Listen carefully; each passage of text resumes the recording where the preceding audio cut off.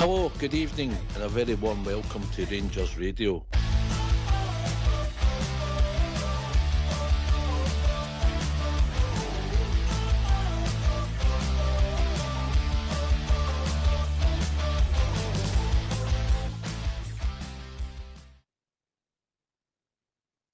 Hello, good evening and welcome to Rangers Radio. Join myself, Oxshire, on the show this evening.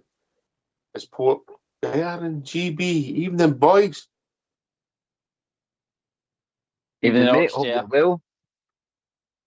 Oh, you go, Port. You go first, mate. No, It's I'm going to be just like up. us to fuck up. To me, Aye. to you. Go, brother, best. Port Bear, go. Nothing changes, guys, does it? No, mate. No, mate. Right, I'm going to give you Aye. this advice.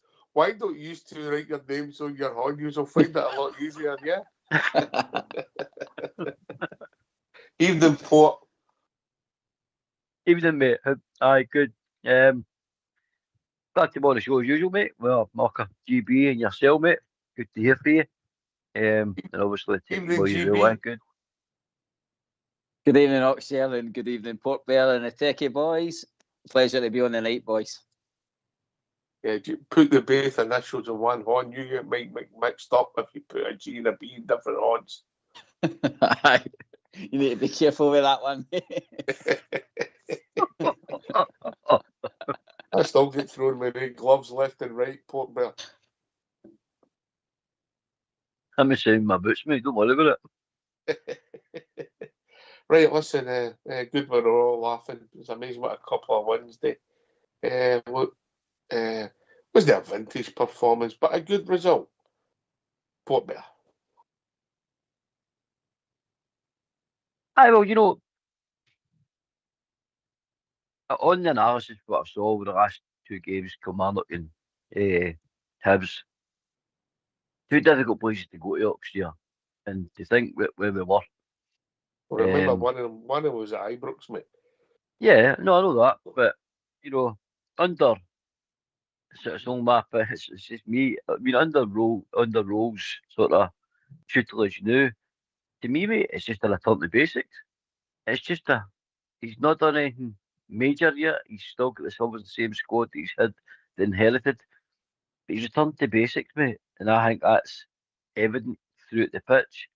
You know, we were miles off where anyone at the club would like them where we'd like them to be.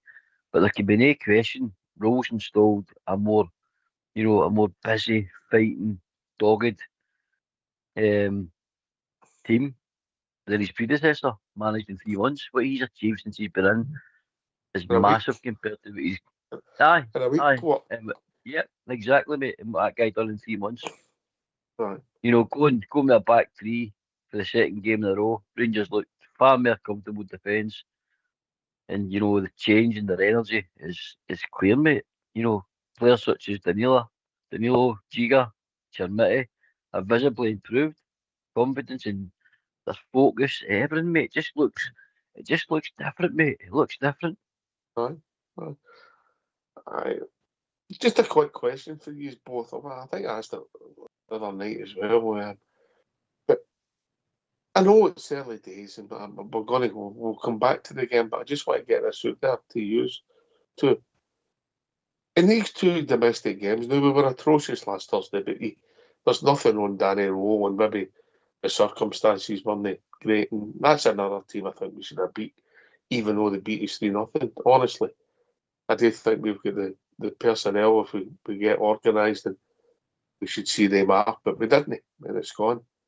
But what you're watching now, GB, and what we'll watch the rest of the season, is it apparent that our previous manager had lost the dressing room? Now what you're seeing, and there was a lot of factors in there, because these players domestically in the last two games have looked better than anything we've seen all season. The organisation, shape, and effort.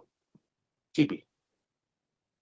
Ox, aye. I mean, it might have not lost them all. It might have been some still switched into the project. What we all want is challenging for a title and challenge for silverware and stuff like that. I think some of them would still be in that kind of professional side of it, but I think the way that he was setting them all up and the way he was trying to give instructions and stuff like that, I think they were getting fed up game after game, mate. I think when they were actually starting to see that it wasn't working, they weren't getting anything from his tactics, then that's when, like you say, mate, you could just see the dressing room just wasn't interested. They were just going through the emotions a lot of the time in the games. Whereas, like say last night, and people have said that umpteen times across the socials, that was a game last night that we would have lost under Martin. And that last night, to me, showed that a team that was fighting for something in the sense of the clean sheet. They were fighting to disrupt Hibs' unbeaten run at home and all that carry on. So they went out with a purpose last night, and they fought to hold on to that 1-0 lead, which is, see, any other time, Ox, if you're challenging for a title, and that's the kind of game you're having last night, you're like 1-0 and up the road, happy, mate. So it's good to see that there's a base there to work for. Same question yourself, Port. I mean, I wasn't overly, totally excited with Roll's appointment, if I'm really, really honest. But I was willing to back the guy because I'd looked a bit in depth on what he'd done at Sheffield United, how the fact they were a club that was meant to get relegated, they managed to keep them up and all that carry on. Sheffield Wednesday, sorry. Wednesday, aye. But what he's also shown me is he's not shy at making changes either. He rotated 5 from the victory over Kilmarnock. Then bringing on James Tavernier and, Gassama at half time to try and combat Hibs' growing confidence. Because at one point we were getting overrun in there, and they reacted to it all year. And that's another thing that I've been dead, pleased at watching. I've been like, he's a reactive coach.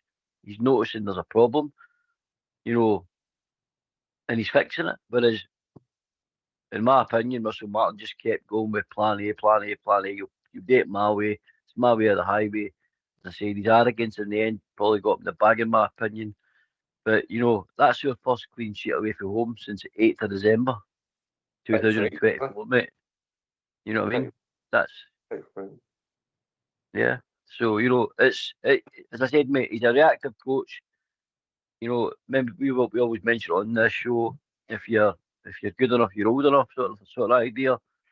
And it's the same goes with a coach. I'm really excited so far, Oxshire, what the guy's done. He's definitely made a difference to players, and he's definitely lifting that dressing room, because that dressing room must have been very, very low, mate. We've seen it. You could see it on the pitch. It was a dressing room that was on the floor, mate. We were just losing games we should never have lost, mate. And that's not the Rangers way. And even the way, the style, the play, what the players were offering, that's just not what we're used to watching. It's definitely not. No, so come back to the game. Obviously, we started really, really well. Got the goal. Ball played in. I think it was young Jaden that played it in. Big Chimitri, he played the ball into Danilo. Decent first touch, and then just put it in the on back in himself. I think it was his left foot in the right hand corner. So it was a good goal, mate, and a great start. GB, yeah. Ox, I mean, see when you watch the replay, how Danilo grabs the ball and just rolls it with his boot, and then just, like I say, sets himself and buries it in like he says, the bottom right hand corner. Great vision, and it's something Danilo's got in his locker, Ox. I mean, when you think back to when we did first sign Danilo, see the kind of early days with the games and that he was playing, he was scoring goals for us, mate. And we've just been really unlucky with him. He's been hampered with injuries that's not been any fault of his own. It's been players that's either broke his jaw or he's had that knee injury and stuff like that. So 2-2, mate. 2-2. One may continue. That's it, mate. And I'm excited to hopefully we can actually start this season for once. We'll get to see the best of Danilo, hopefully. What's again went on in the past with previous managers, how they've not seen that he's got a bit of instinct about him over the rest of the strikers that we've had. Has been strange, you know what I mean, because he's scored on all firms as well, Ox. You know what I mean? So I think the problem is, GB, if I'm really honest, and we'll come to this, but I don't think he can play as a lone striker, mate. I think he's part of a two. up to him, and I think I genuinely think that when I've watched him, because when he's played as a one, there has been games when, if we're really honest, he's been atrocious, mate. Aye, he's been totally ineffective, and I think hopefully this tactic's going to help him, mate. Maybe, hopefully, but 2-2. You know, so we started the game really well. Port, obviously, we got the goal, good finish, and then for the next 15 minutes, if I've only one more criticism, we should have made more chances and maybe made it more difficult for him to be at least getting a second, but we never. But a good start, Port there. Aye, perfect start, mate. And can I just congratulate Danilo's wee da, mate, as well. Thought wee man was outstanding as well in that crowd. An emotion, Port. Do you not think?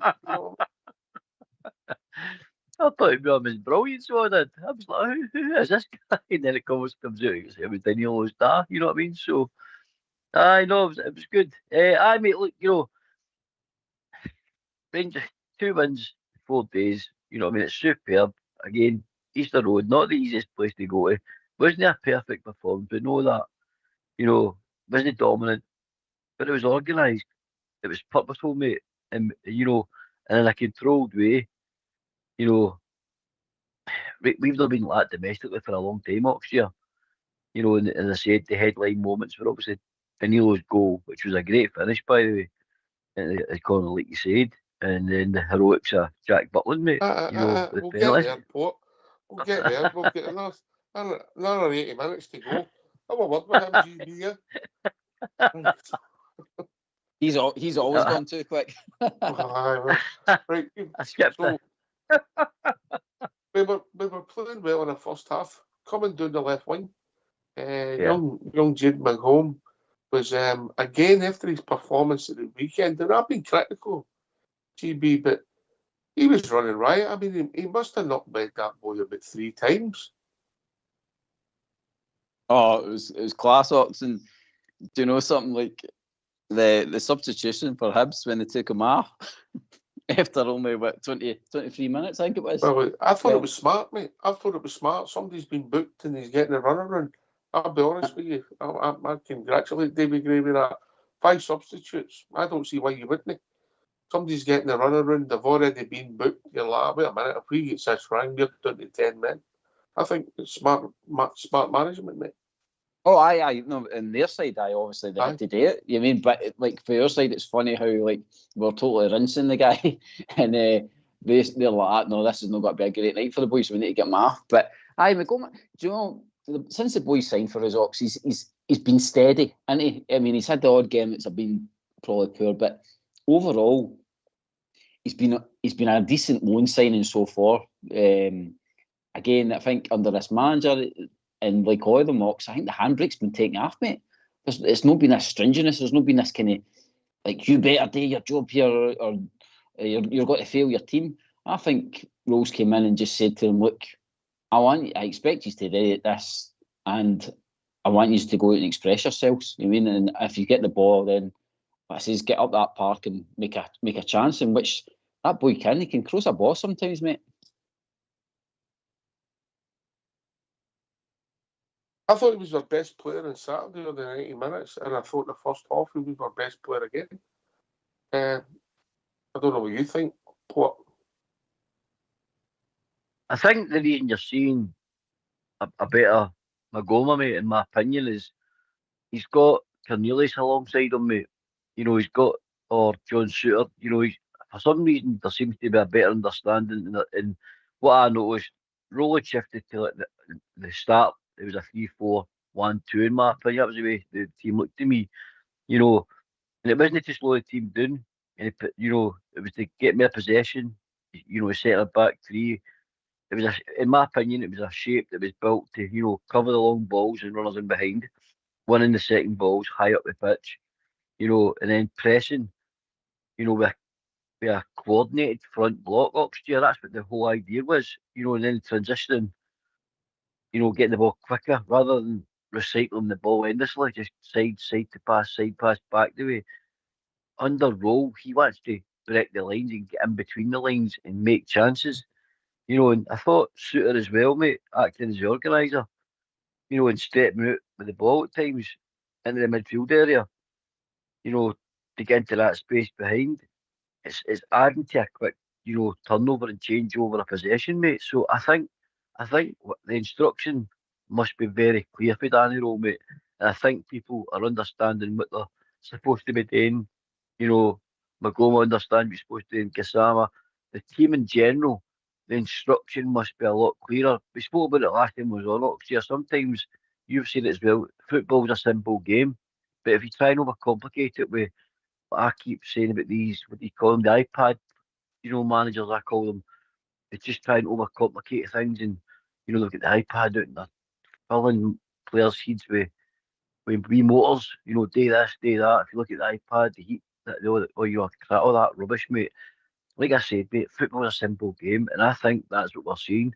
The instructions are clear. They understand what they've been doing during the week. And this is only the early days of Danny Rowe, mate. I just think, Lanty adds a bit of quality and maybe some signings of his own, mate. I think we'll see a much better Rangers. I don't know if you agree, guy. I don't know if that's if you're seeing the same as I'm seeing, but I just see a simplified and clear. The boys are understanding the instructions very clear. And when Cornelius is on the left side of that 3 or 2 centre backs, his experience, he's in Magoma's ear, mate. I see him talking to him. I see him talking to the boy through the game, and that's what should be happening. That's what you're wanting your experienced players today. Help these young guys. You've got to remember, he's a boy, mate. He's a boy playing in a tough league. Tough league, mate. I didn't think he was ready, mate. I'll be honest with you, I've been pretty critical of him all year. He started okay, but, He still might not be Ox. I mean, like says it is still early days for me. He's putting in, like says, steady performances, isn't he? But there's going to come a test at the weekend for him to really show his quality for us. And like last night, you did notice it when they're playing that 3 at the back. Him and Arms were the ones that were meant to push up. And you were seeing like Giga go out on the right to cover while they were away up. You know what I mean? Maybe that's the kind of players that they are, Ox, that they were brought in for in the first place. Maybe that's what Rose spotted. You know what I mean? But I think, let's say, in me, like I'm still kind of that kind of way. I'm just taking it game by game a wee bit. Of course. Listen, we get to goal, we plays well. They obviously changed their team and brought on, took the boy off, and they came into the game a wee bit. Butland did a decent save in the first half. I think it was a corner, but they never really troubled us. And one criticism I would say, I don't know what you think, Port. When we had all that control of the match, we've just got to make more chances. And by doing that, we have to make the right decisions. Yeah, we played okay.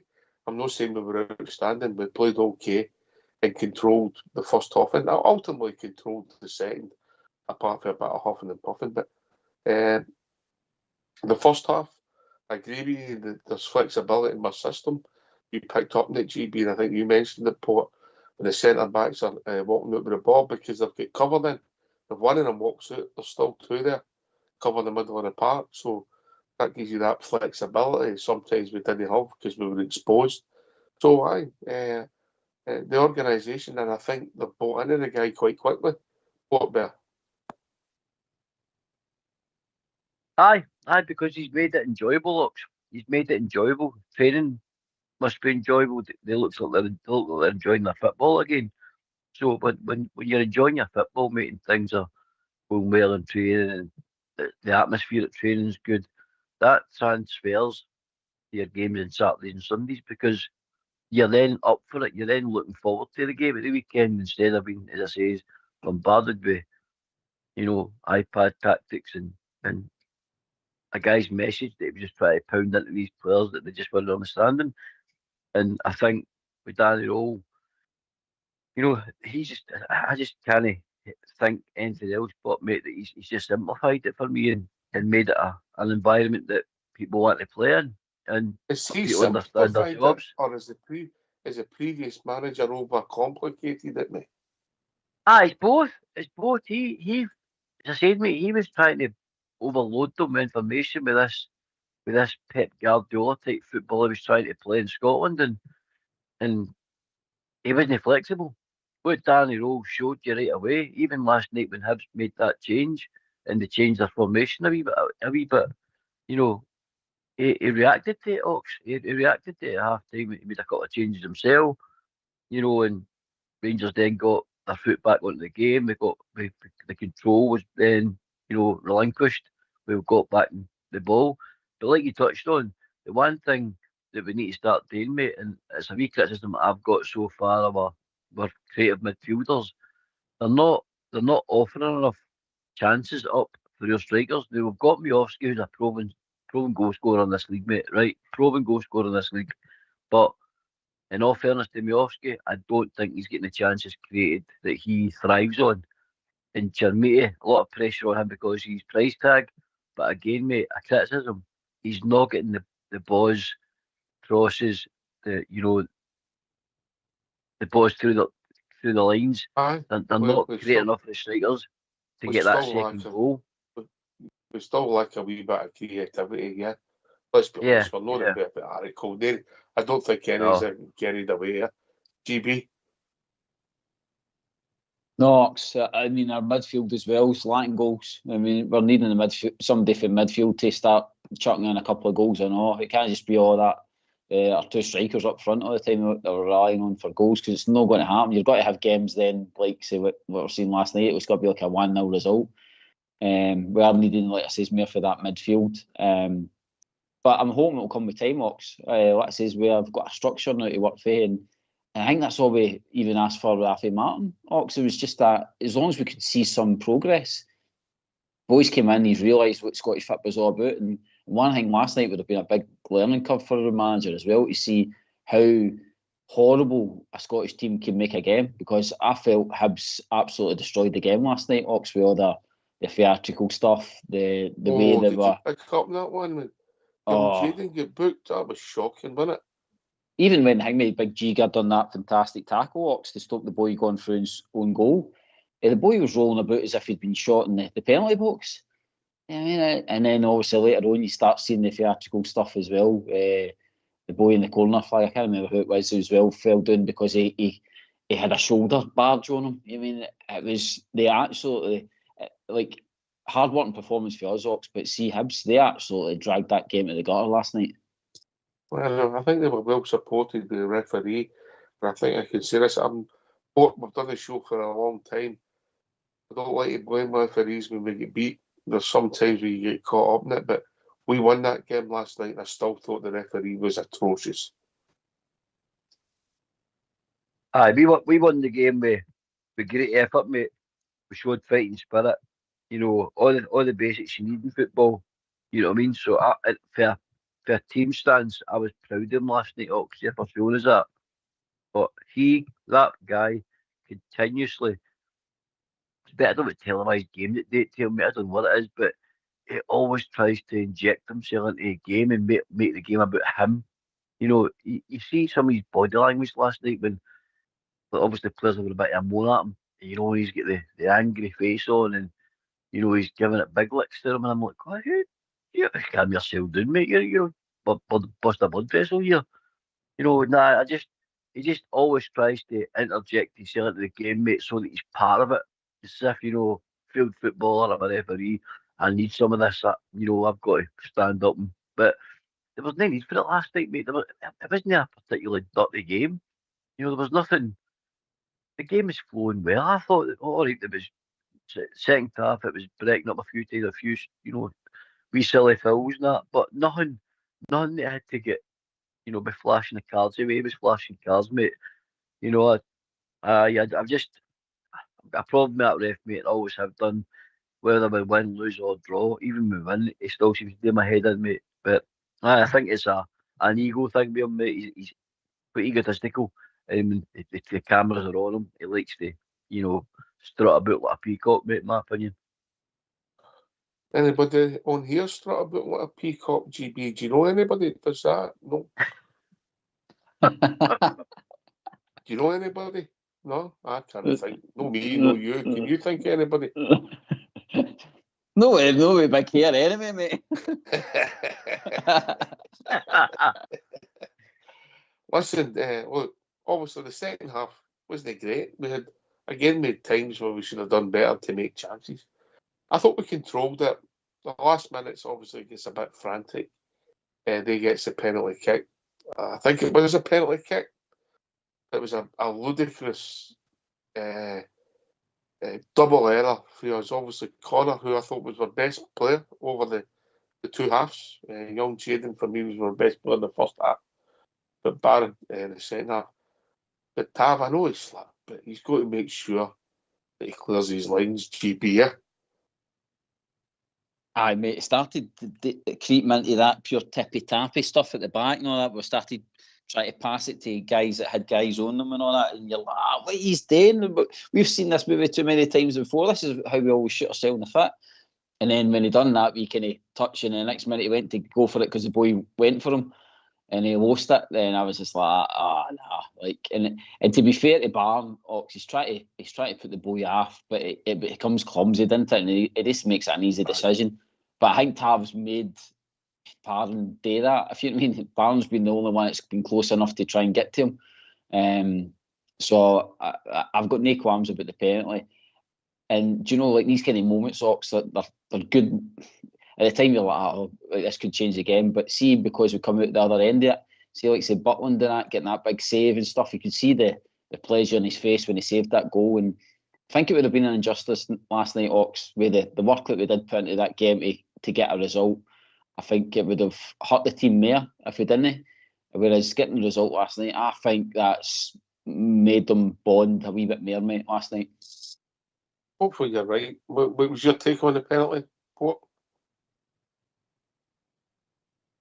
I think it was a pen, mate. I do think it was a pen. But as GB said, if the mistakes before it weren't made, then Barron doesn't need to make the challenge, mate. You know, because as you said, the boss would put the stand or just launched up front and we reset and we get back into our shape. But the mistake was made, mate, and Connor Barnes caught goal side and he's just trying to get his foot running into, and he's caught the boy, and that's it. It's just, I don't think, you know, the boy's made a melee. I just think it's a professional foul, isn't it? A guy knows Connor's on the other side of him, put his foot in, and, you know, he's protected himself, and down he went. And that, by the letter of the law, it's a pen, mate. That's just the way football is now. Soft, on probably the soft variety, you know, it wasn't like a thunderous tackle it's caused it. It's just typical professional foul, mate. He's been cute. The striker's been cute, mate, and he's been down. But the big man steps up, you know, and these are the moments that have you got a 6'5" goalkeeper? He fills a goal, mate. It must be imposing when you get up to strike a ball and you got a 6'5" goalkeeper standing there, mate. I think that's enough to put you off. But you know, it was a good save, mate. Good, two hands on, strong, you know, and he celebrated that, mate. He enjoyed that, and I think he deserved it as well because I thought he had a good game, Jack Butland, as well. I mean, let a big goal like that put me off, mate. If you try to intimidate, you had to just put it up and back heeled it, and then you don't have to look at him. Know what I mean? It's always easy, you know. Yeah, that's one way of doing it, mate. That's one way of doing it. But aye, good save, big Butland, aye. And by the way, for something we talked about before his record, I think Fox put it in last night. It's 5 out of the last 13 penalties he's saved. Quite a good record. All of a sudden, you know. But aye, fair play to him. He didn't have a lot to do in the game, but a big moment. And then the game sort of petered out. They had the one effort, but the boy was offside. You know, so after that, when the cross came in, decent cross, I must admit. But we could maybe look at some of our crossing, didn't get past the first man. But you get a cross in, as Danilo showed on Saturday, GB. You don't need to be the biggest if you take the defenders out. You just need the contact, bang, goal, you know? I just make the ball move for yourself, Ox, with the flick of the direction and stuff like off the head. So I know that one with the diving header with Hibs, I did think, see, because everybody froze, I thought it was in the back of the net with the way it was in the telly when I was watching it. But thankfully, like it says, the boy was already offside. But they're the kind of moments that, again, that we hope to see less of, Hawks, is the days and weeks go on, I mean, teams are always got to make chances, but Aye. we're wide open at that. You wouldn't that have been chance. so bothered if you were winning 2-0, mate. Yeah. Aye, yeah, You get that's the it, second goal. Yeah. 100%, mate. Aye. Right, we better get these phone lines open, gentlemen. Eh? Yeah, let's get them in. Let's do it, man. Let's do it. Let's hear from you. Why don't you give us a call on 0141 356 1972? It's your show, it's your platform. Let's hear from you.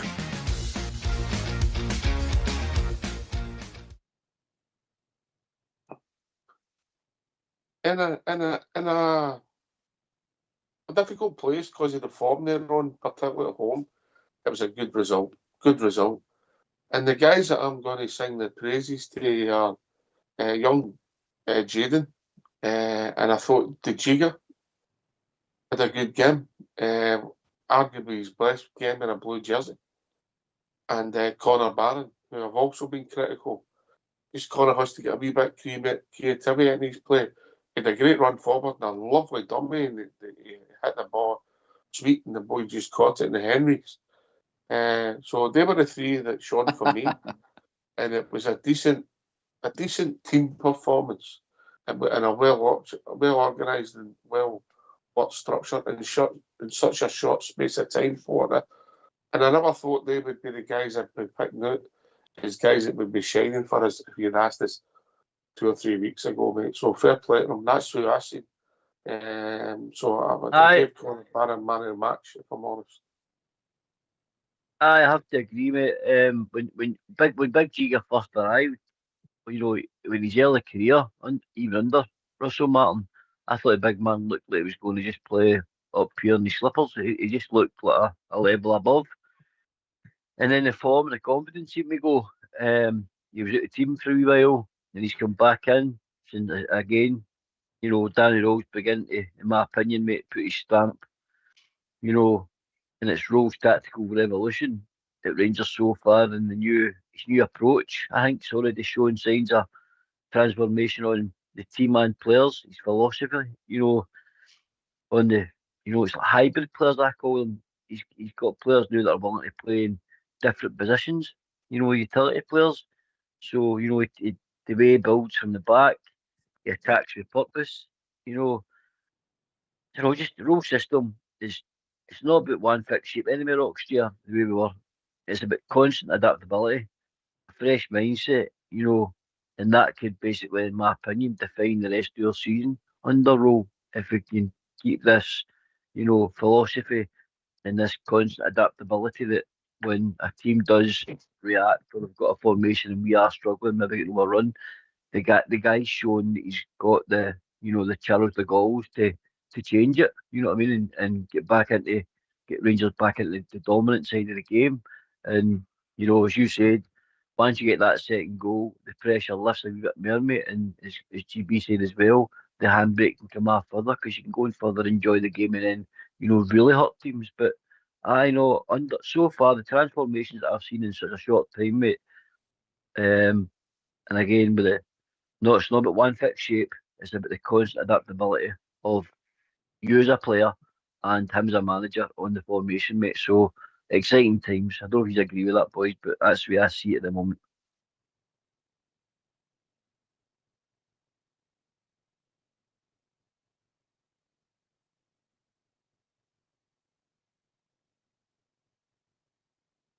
I'm just looking forward to Ox looking at his old vinyl and his Boney M records. I can't wait for that to get played in the show.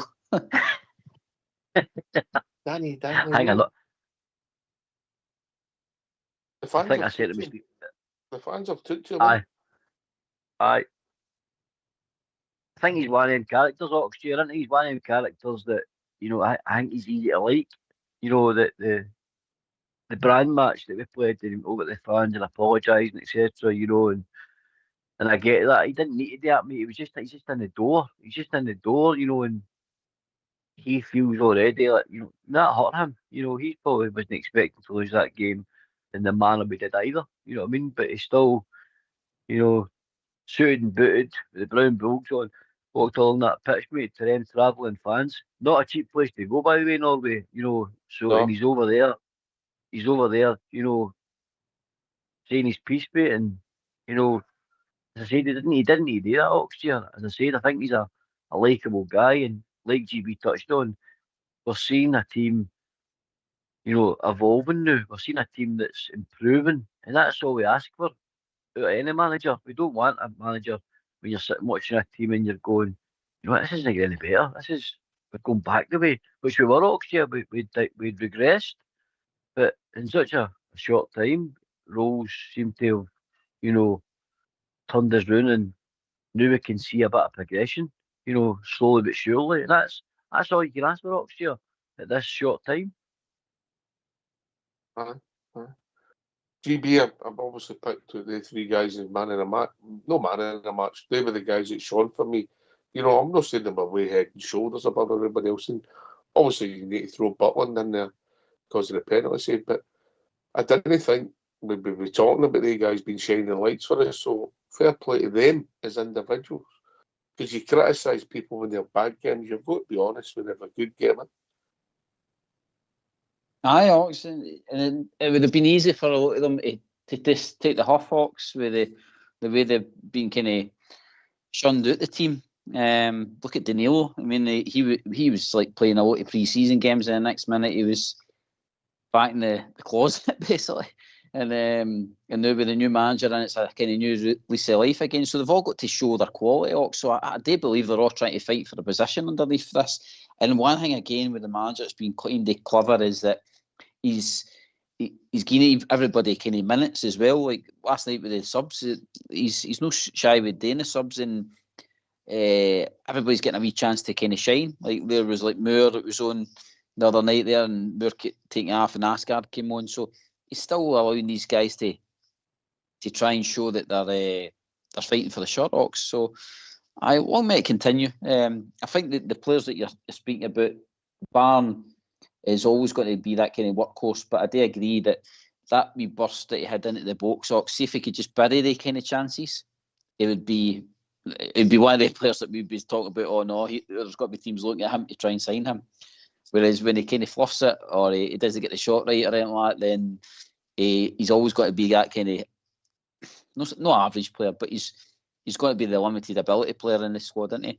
It's like the Lyle Cameron. We've seen the flashes of him, but again, last night was in the squad, Ox. I mean, you just wonder like where they all got to get a chance, because we're kind of flooded, aren't we?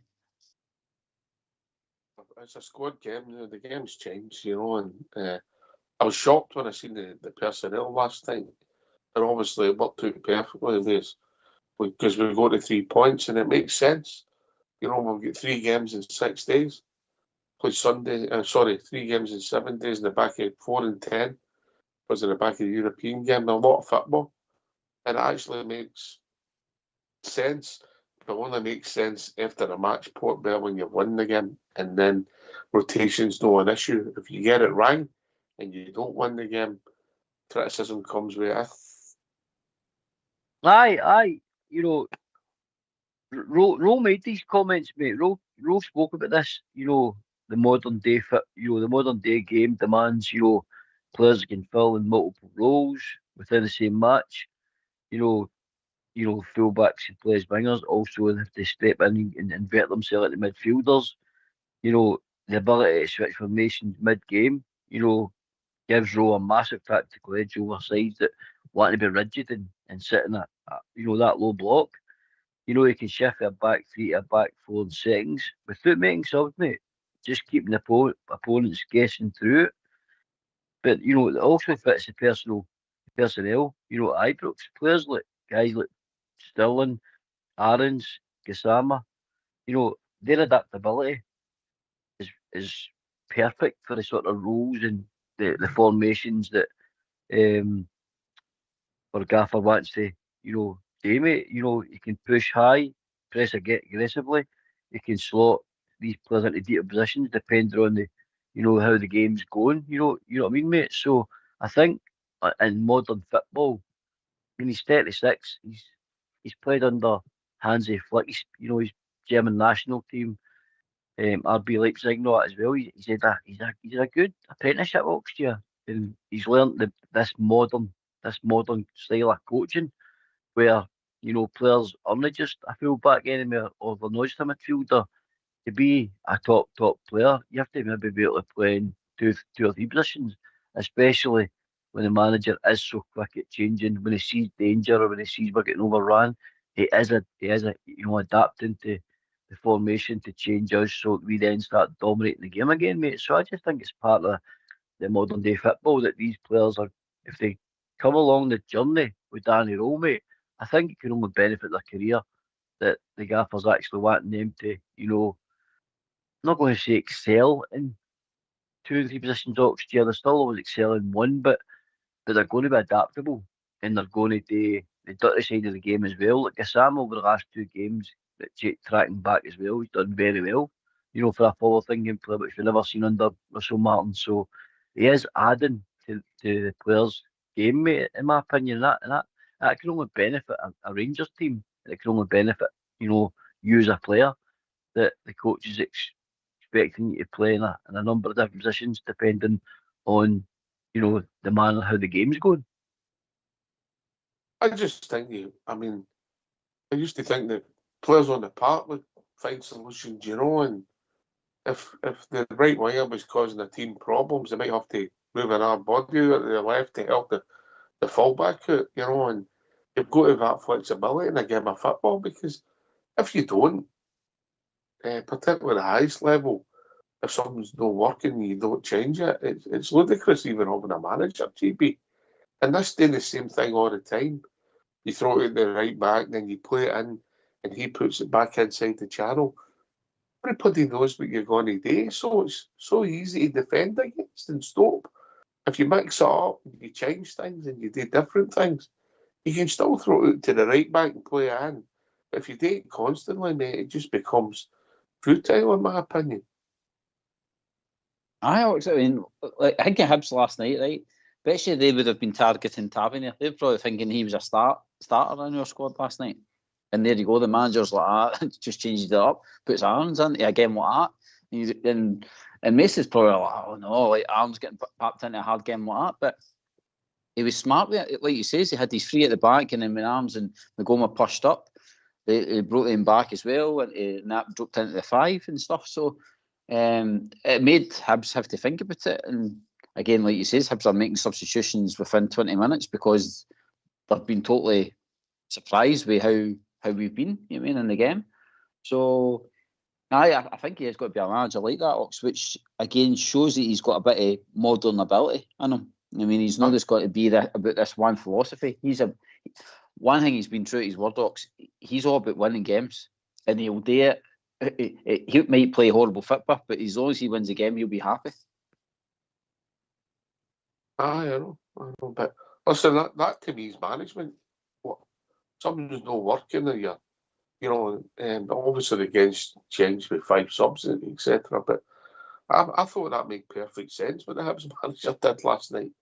As I say, particularly with 5 substitutes. So, and also particularly when somebody's been booked. I would want our manager to maybe think about doing the same thing, the same circumstances.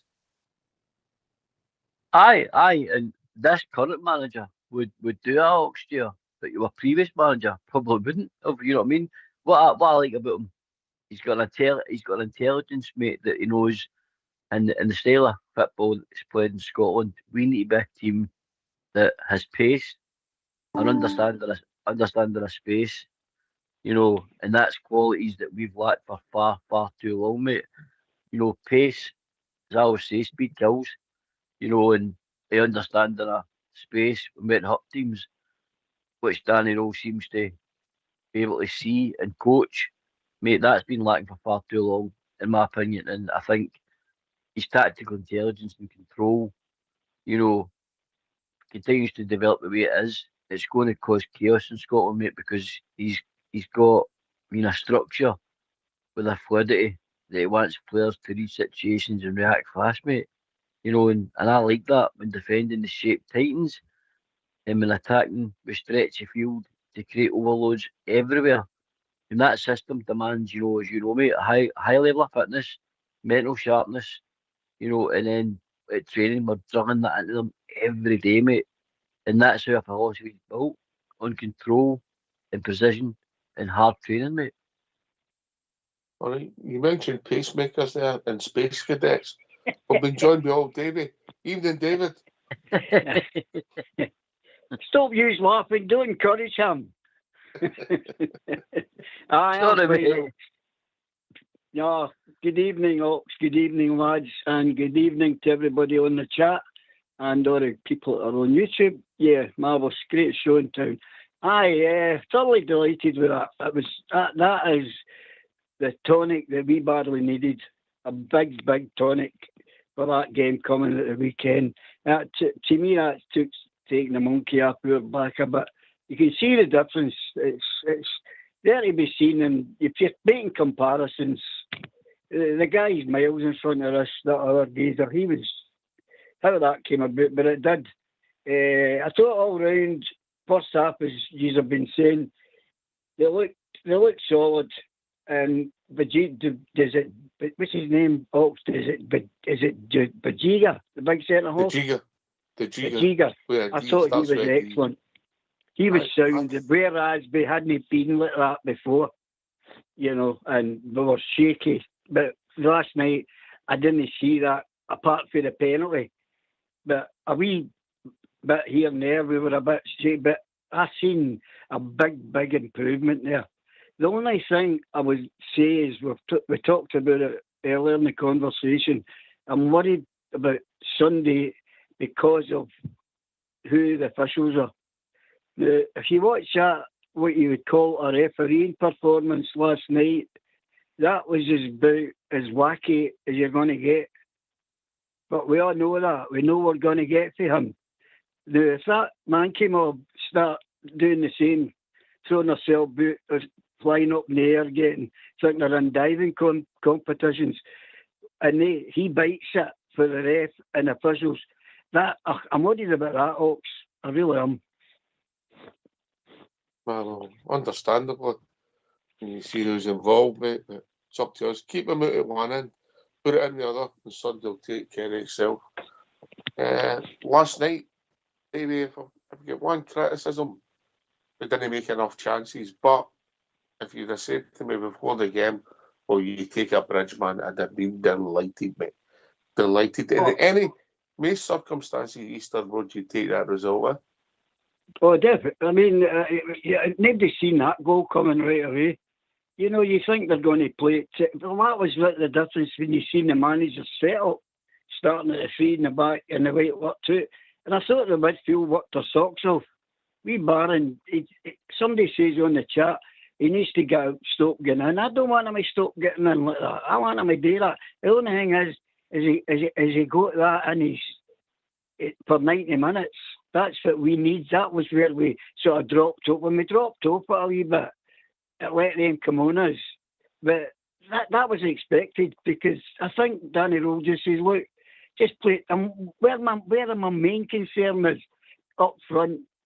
I think when we get the ball to the front, we don't look if we're going anywhere. And my wee what's his name? Magona, is it? Sorry, Gasman. Aye, I'm getting excited because I'm getting in for this operation. For my hit looks. Aye, I think he's got it, but he tends to overdo it. And if we can't get him working, the big guys in the middle, they're going to not get the ball. They can't get the ball, or no score. But I think once he showed us out, that young boy manager, I think he'll see that. And the way he changed it when it needed change, that's just not been happening for us. But he could see where it needed changed. Aye. Gas? GB? Aye, you can see when it's got to get changed. Like Gassama one, though, we're still to see what the manager can do with him. He's been a bit iffy, Gassama, recently, I think. And we've not even had a chance to see what Ant-Man can do either yet. So, there's improvements to be had, Ox, in the squad. It's just, I think, like I says, it's just got to be done to the opposition. And I think we're just got to have to get him to the next international break, and then hopefully, like I says, he's got a better idea that who can go with him long term. I mean, we Barn, by the way, Davey, I think Barn has got that in him. It's just that he's not been getting the chance to play that much, mate. I think the more games that he gets, he's got a fantastic engine on him. But like I was saying to Ox, I think he just needs to, like, if he can get some more better shooting into his game, then it will be actually a right pivotal player for us. I don't know, mate. He comes in and he has to reach a level of consistency. I mean, he had a good game in the Old Firm game, and then a couple of games he disappeared in. But listen, Conor Barron on the piece has been all right for us. Not been outstanding, but the team hasn't been.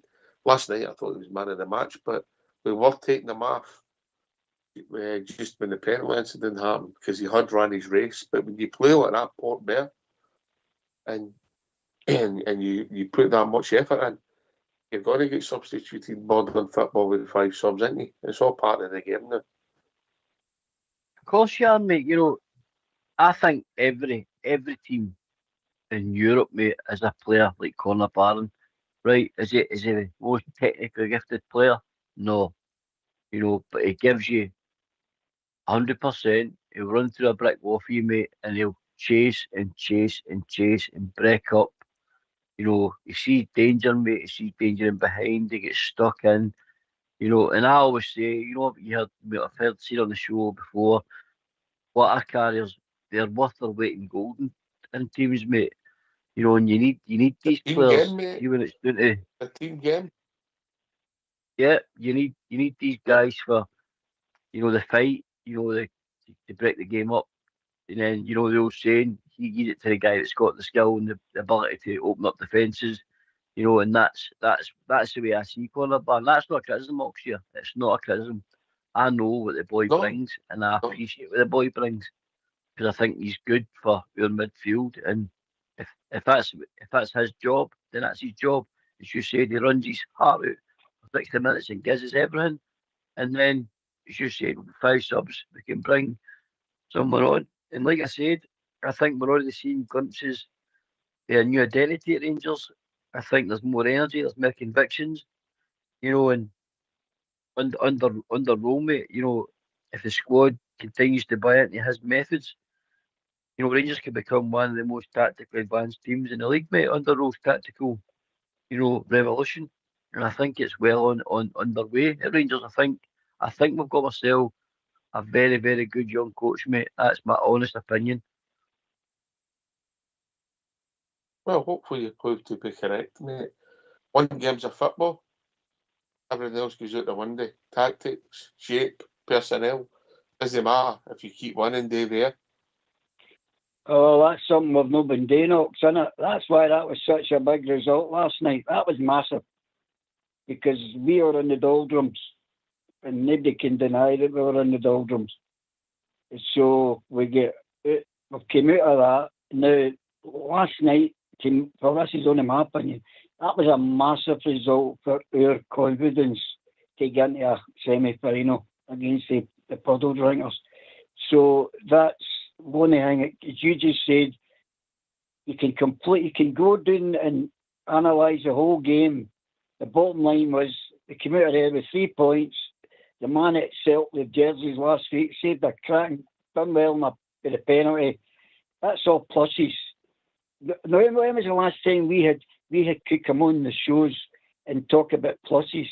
It's not been happening, has it? Oh, it hasn't been happening. The last time I think we mentioned that you just done your 11 plus, mate, and you failed it miserably. I knew this conversation would go to the pot. No, there's not been a lot of pluses, David. There's not been a lot of pluses. There's been none at all.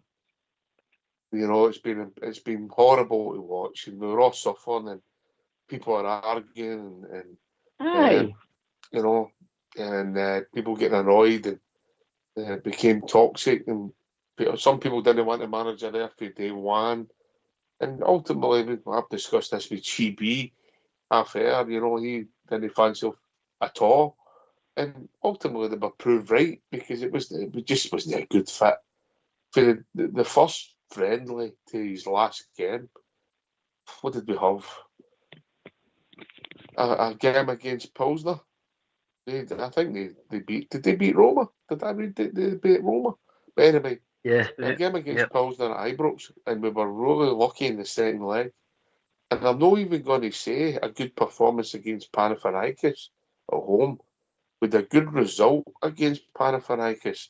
And another day we could have been 4 or 5 down at half time. So there was it was there for day one that it just was a good fit. So we've moved on for them in fair play. And maybe people will be saying, what could have been GB if the guy would have been in the door in the summer? Ox, sometimes the stars align into it, because maybe Roke came in the summer and because he wasn't going to be the right fit at the time, that he might have got chased out the door. I mean, we don't know how he would have been with the summer transfer window.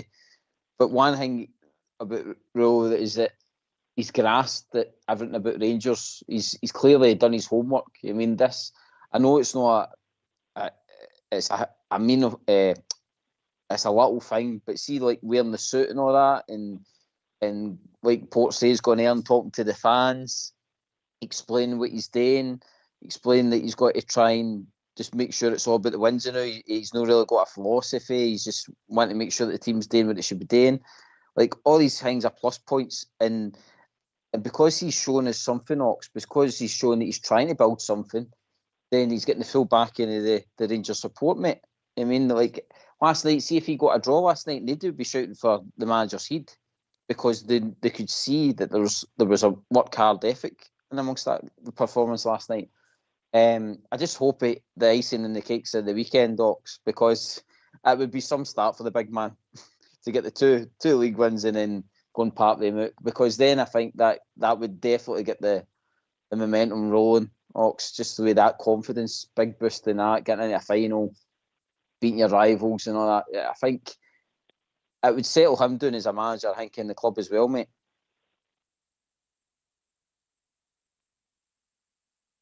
Yeah, but just before we build up to the tune, mate, there seems to be a connection.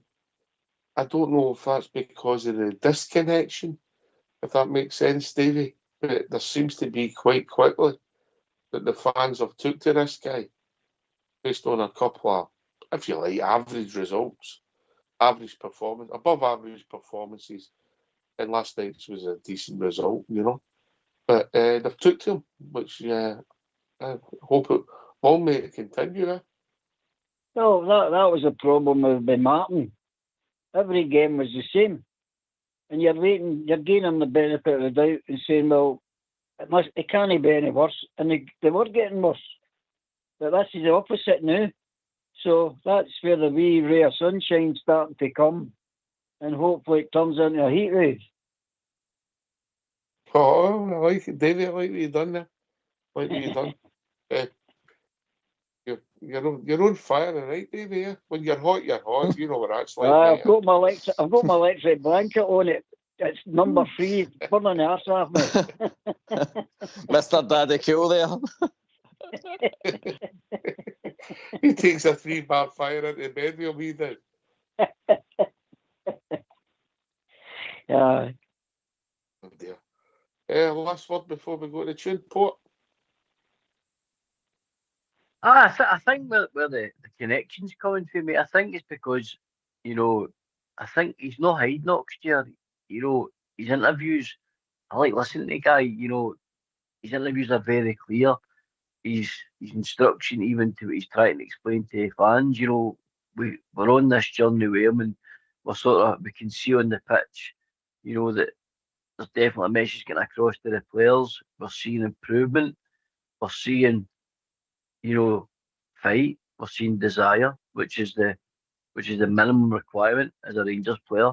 So he seems to have got them to buy into his ethos on that right away. Like, that's a must. So they're a given. Everything else that I'm going to teach you will come. But I want fight, desire, and I want you to run yourselves into the deck. And I think because he's got that work ethos himself, mate, that's what I get from him. We can buy into that. We can buy in.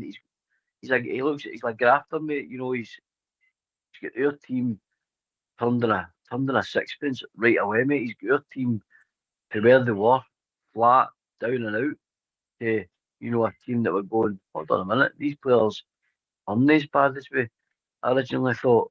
You know what I mean? So I think that's where the connection's coming from, mate. And I think, as I said, because his message is so clear to his players and to fans, that's the connection, and that's what I'm buying into. That's what I see. And as I said to you earlier on, I'm excited under this young up and coming manager, as I believe. You don't get, as I said, but you don't get to be assistant manager at Bayern, Leipzig, an assistant at the German national team with you know, a Duff CV. He's done his apprenticeship, you know, the hard way for 16, and worked his way through many different roles throughout football to become, you know, a manager, full-time manager upstairs. So, you know, he's cut his teeth, and I think that's another thing we can see. He's worked hard for a boy in football to a man where he's, you know, arguably at one of the biggest teams, you know, there is in Europe. Which, you know, a tough gig, mate, a tough gig. But as I said, he'll only had the challenge the goals to take it on, and I think again that's a game that can connect to that, because that takes bollocks here. Put yourself out there and, you know, really go and grab a job of that stature and go, I can do this. I can do this. I've served my apprenticeship, so let's see how it goes. And the early signs are, in my opinion, mate, he's doing a job. He's doing a job, mate.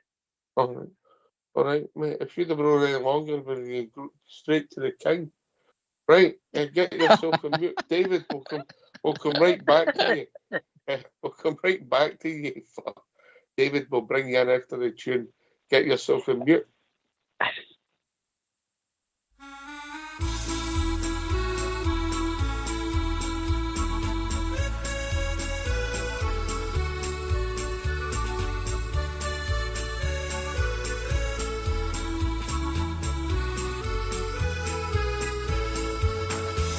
I took a trip to Eyebrows, my favourite team for to cheer, where they were playing the Glasgow Celtic on the first day of the year. Now the ground was filled to capacity as the teams come out to play. The animals sang the soldiers' song, and the people sang Dolly Brave.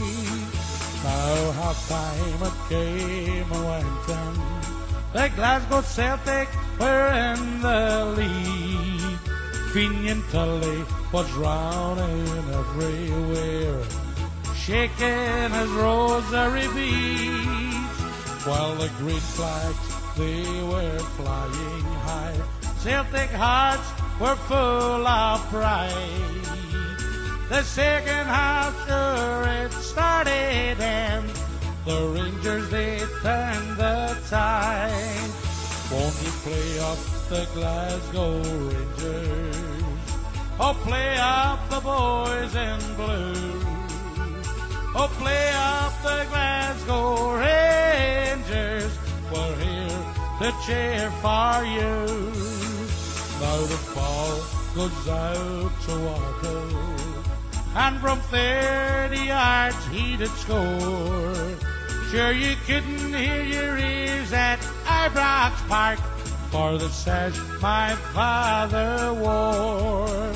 Oh, play up the Glasgow Rangers. Sammy Cox is on the ball. He slips it through to Willie Woodbarn, then on through to Ian McCall. McCall to Billy Simpson. Oh, here come the boys in blue.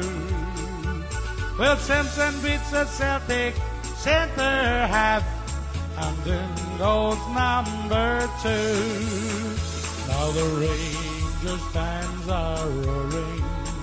Jardine Young, he takes a free onto the head of William Simpson, and then goes number 3. Well, it's 3-1 for the Rangers. That was the final score. Park, for Rangers beat the Celtic once more. Yes, a happy new year from Ibrox Park, for Rangers beat the Celtic once more. Yes, a happy new year from Ibrox Park, for Rangers beat the Fenians once more. Why don't you give us a call on 0141 356 1972? It's your show, it's your platform. Let's hear from you.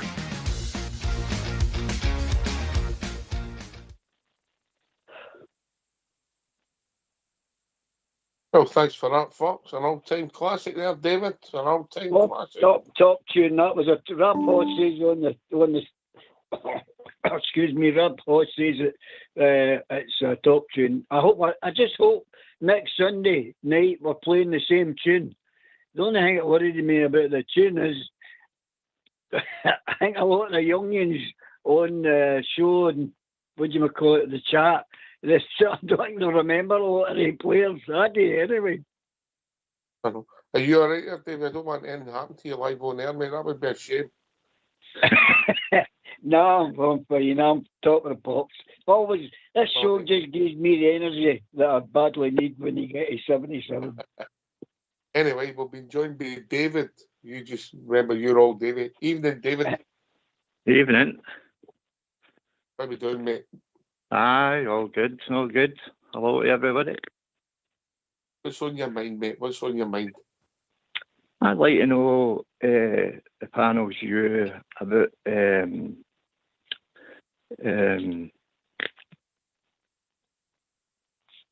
Christ, my head's went blank. Was it loan players you wanted to Aye, talk about? loan players. Aye, what's our view on loan players? I think I'll take that round the pan. I think it's got its purpose, you know, if we get injuries, etc. But I think it's stifling with young players, especially young captains. There's a big question there. Last night on the park we had Jade Magoma, Mikey Moore, Cornelius, the Giga, who are all loan players. So if you take the outfield, Matt Sarens, 5 out of 10 players on the park were loan players. So it's a valid question. Portbear. Aye, welcome to the show, David. Good to have you on, my man. Aye, one thing I did touch on one of the previous shows was, in particular, defence. No one we've got a right to buy. No one we've got the option to buy. Out the lot of them, Max Aarons, Giga, Cornelius. We've got an option to buy Cornelius, and that is it. And it worries me because that means next year we've effectively got to build a new defence, because obviously Tav's going to be another year older. Aaron's will be back to his own club. Giga will go back to Wolves. Magoma will go back to his club, Bournemouth, as well. And then we're left with, you know, if we buy Cornelius, if that works, we buy him. We've got Suter. Tav will be there, and that'll be Hicks. We sold the 2 left backs as well. So I get why we use that market, because you're able sometimes to get a higher standard of player than you could probably afford at times to go and buy them outright. But I'm with you, mate. I've got my worries in regards to, you know, promoting my own youth, but also the rebuild of, you know, a full defence possibly next year. Mate, that's my worry about it. I'm with you on that, mate. I'm with you here. Yeah. I mean, I go to well, it used to be the B games, but it's like under 17s now.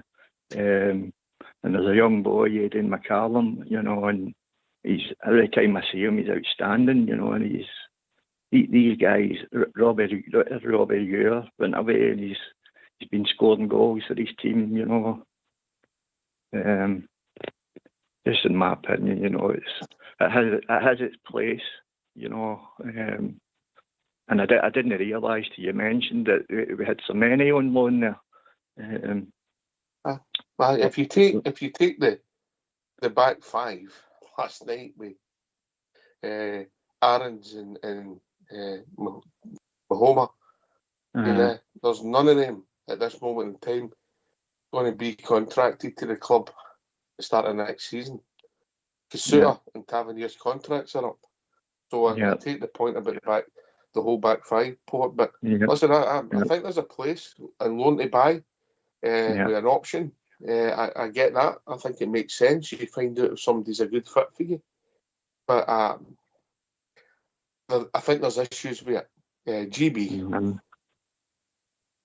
There's issues with Ox if you flood your full defence with them, mate. That's the thing. Like it was Port says, we're losing all of them. Maybe Cornelius will stay depending on what the offer is and money and all the rest of it, mate. But say he doesn't, that like he says, we're starting again with a brand new defence next season, and it's not what you want to be doing every year. Even with Moore, you can see the boy's got talent. The run that he had last night when he ran for defence right through and goal. I mean, you can see he's got that in his game, but did we really need a Moore now? Like David says in the call there, that could we not just put Finlay Curtis on, started the season well? Could we not just give him that position to flourish this season rather than go and spend it on a loan? I don't know. I don't mind like attacking options coming in and loan if they're better than what we've got, Ox. But as it stands now, like Moore, he's shown like he can grab a ball and run with it and stuff like that, but he's not shown any more than what I say an academy player can do now. The defence side of things, like the Goma and all that, they are obviously looking the new manager that they're got to be vital for us, and they are better options than what we've got maybe hiding in the academy. But it's horses for courses. I don't mind a couple of them, Ox, like you says. The loan to buy option is a good one.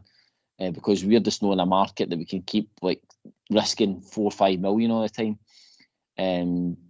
But like I says, to build a full defence on it was a bit mental, I think. I think the problem is, and I don't want to go back to the sporting director because that wasn't the question, but I think the problem is at the start of the season in the window, Allbear said that they're trying to do too much too soon with too little. You know, so then you end up with the loan players because you're not committing to anything. I think economically it might make sense. It maybe doesn't always make sense football-wise. Oh, Davy?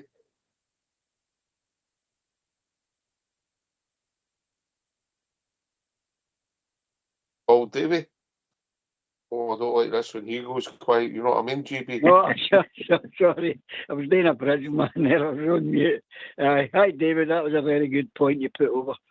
It's got its ifs and buts, that one. If you look back to where we were with Martin and you look at the loanees that were brought in, I think that's turned out absolutely rubbish. But it's one way, that's what I'm saying about you can look at it one way, you can look at it the other way. And one of the boys said there, it gives you a chance to look at them. But some of the ones we've brought in, you're going to be able to get a choice of saying, well, he's not getting a contract, he's not getting a contract. But that doesn't get you organised for the following season. And at this particular moment in time, to me, it's not an issue. It's not. I don't demean in your question, but it's not an issue to me at the moment. It's getting Sunday, getting the result, and all the rest of the games and get the results. And then I'll leave all that down to the manager, who he wants to think should be loaned out, who should be buying, and whatever, etc., etc. Well, I'll say is I do think it's a sad indictment our academy, David, and I'll let you come back in, then I'll bring Porter. Finlay Curtis, he scores goals and he's got a lot of enthusiasm. I don't think he's ready for the Rangers first team, but up until the last 2 weeks, sort of game and a half. Mikey Moore, second half, he done okay on Sunday, and then he played okay last night. Up until then, he's offered very, very little, and didn't look as if he was any further down the road of development in Finlay Curtis. So I get that, but it's a real sad indictment to all the people running our academy when we've got to bring in so inexperienced players in to plug gaps in our team. Young Jake DeHoma, Mahoma, De Giga, Mikey Moore, they're really, really young men. Cornelius and Aaron's no. So you maybe brought them in because you get the deal done and maybe the wages suits you. But they three are a sad indictment of our academy. And we need to fix it. David, in you come, mate. Yeah, I sort of agree with most of what everybody's saying. It seems to happen year in, year out.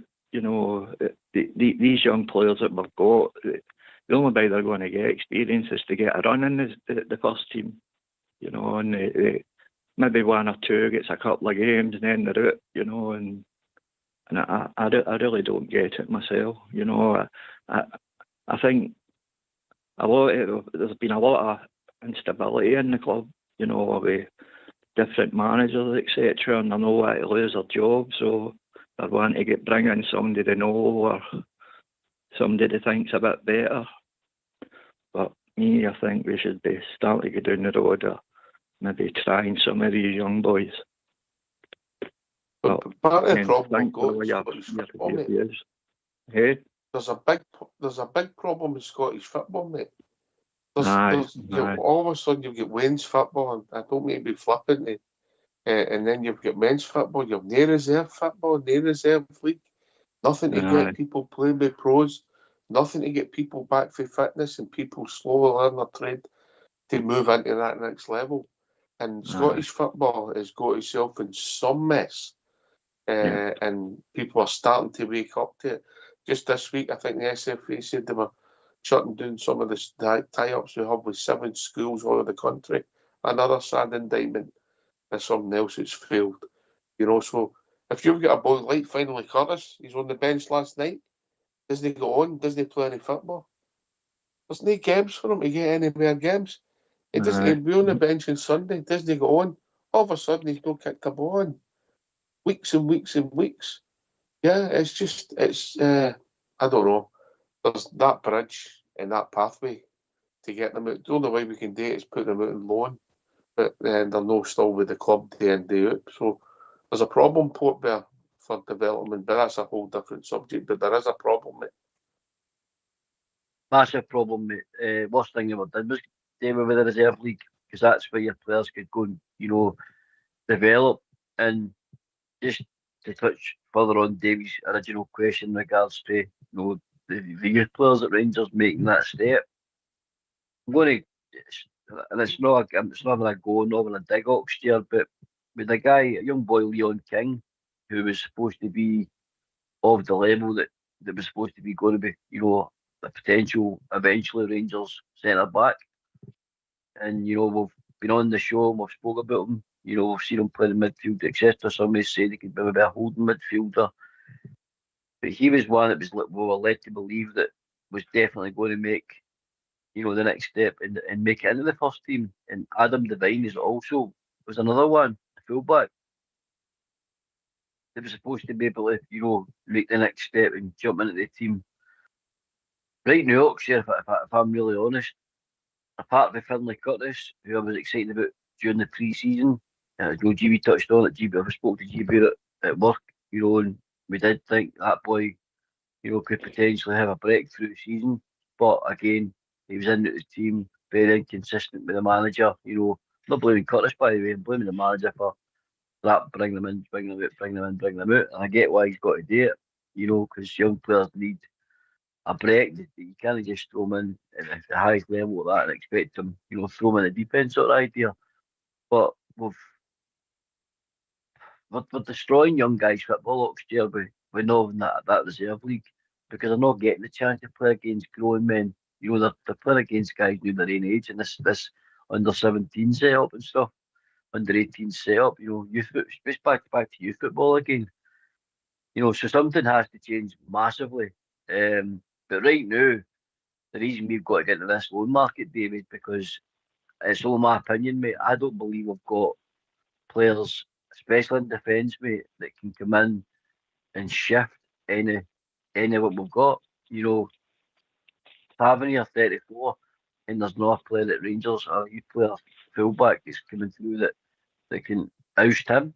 You know, like I said, Adam Devine was thought to be a player that could be, a guy that could eventually do it. But it never materialised. And as I say, like the boy Leon King again, never reached the levels required to beat Rangers. It's a tough gig, mate. It's a tough gig.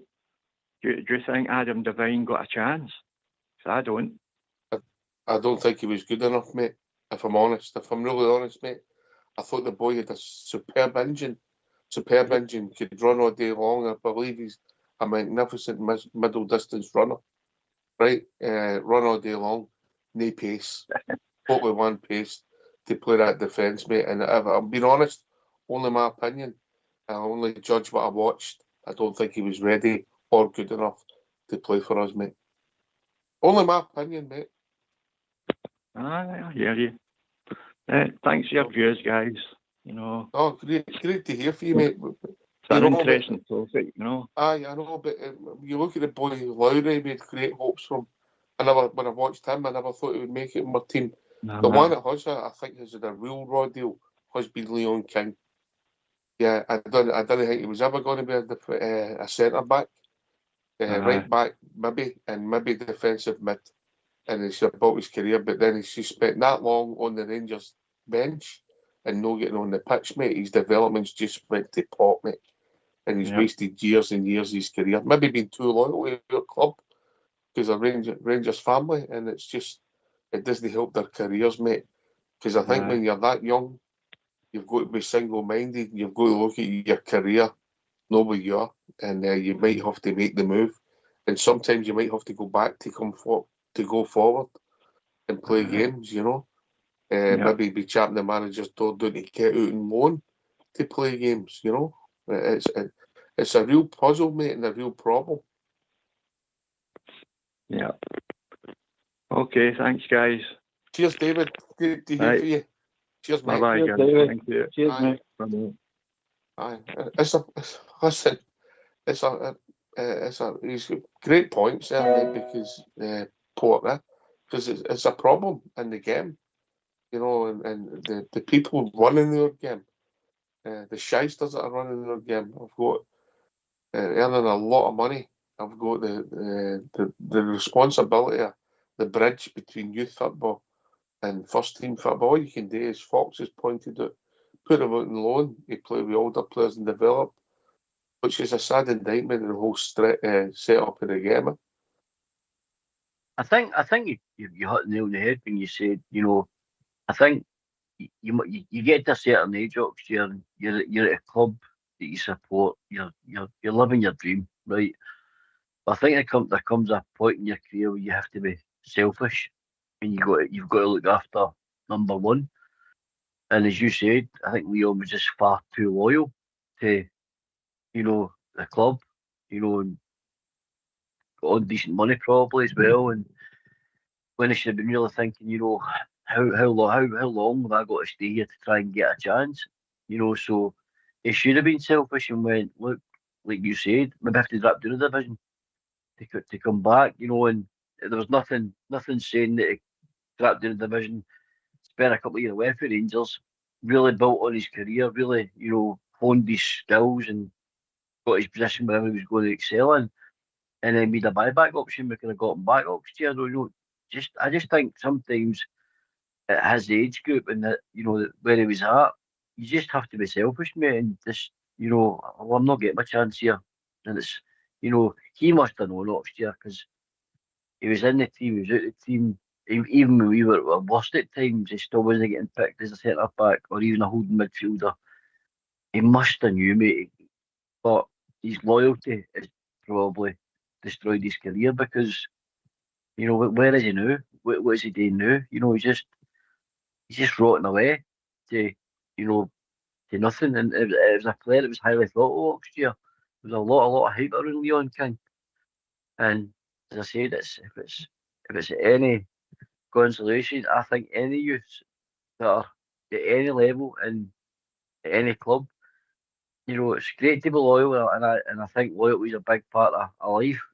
But think about your career. These guys need to be playing games, and there's nothing saying that you might not end up back where you started because stranger things have happened, mate. But you have to go out there and get games, and sometimes I just feel Are these young boys just happy? They're at the club. They're at the club. They're contracted to the club they love. They're getting decent money, but they're happy to sit on the bench next year. That's just no. It's not me. I couldn't do it. I couldn't do it. I want to be on the grass. I'd want to be on the grass, mate. And I don't think certain managers, Danny Rose probably one of them. I don't think he would be happy to know he's got a youth player that's been sitting at the club for the last several years and not progressed and not rooting loan and tried to better himself or not move for the club. People must wonder why are you still here if you've not broke through yet? What's going on? What's going on in your head? It's a great question by David, mate. I get it, but there's as you said, the Charltons that run my league, mate, and run Scottish football need a hard look at, mate, because it's not good. It's having a detriment effect to us as a nation and a nation like our footballers, mate. You know what I mean? So it's definitely got to be looked at. It's in a bad state. It's the Neil Diamond effect, Dave, yeah?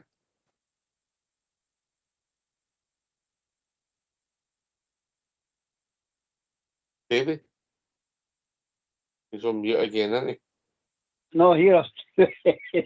No, I'm here now. There's two sides to the coin here with the conversation. It's a Neil Diamond effect for something a minute. Well, to me, if you're the conversations regarding the young guys not getting a chance, a lot of them have had that chance. Now, whether they've been getting a chance to persevere with them, I'm not too sure. But I think the youth side of it and the way when Murray Park was getting run, I don't think has been to me. It's just been a waste of money. But I'll always say it, and I'll say what you said. If you're good enough, you'll get a game. But you've got to be good at Rangers. You can't be mediocre. That's what you've got to do at Rangers. It's a big, big shot to wear. And if you look at all the guys who have left, who everybody's been talking about, saying, "Oh, he was good. I thought he was a guy." What have they done? Where have they? They've went other ways. They've not even made it where they went. So that just tells you that's the level they were at.